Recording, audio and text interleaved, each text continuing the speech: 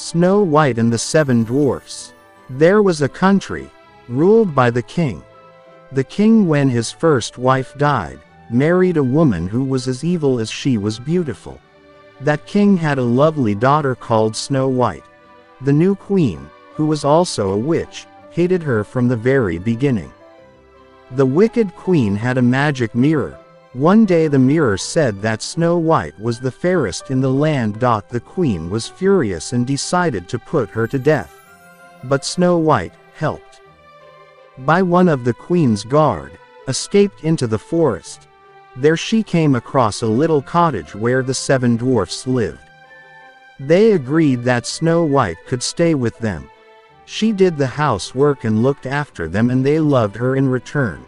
Meanwhile, thanks to her magic mirror, the wicked queen had discovered where Snow White was.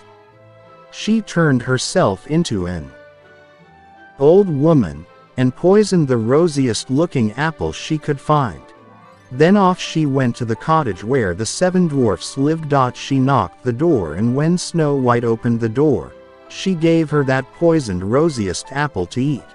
The apple was so sweet that Snow White ate all at once.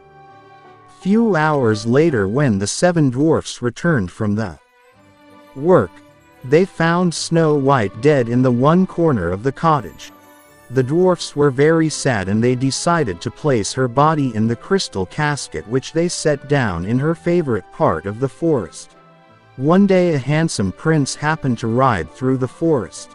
The moment he saw Snow White, he felt that he just had to lift the lid of the crystal casket and looked her. Suddenly the tears dropped from the eyes of Prince onto the face of Snow White. Snow White opened her eyes slowly and smiled at him. The evil spell which the wicked queen had cast upon her was broken. Now the seven dwarfs were rejoiced. Soon after they rejoiced again when Snow White and the handsome young prince were married. Like, share and subscribe. The end.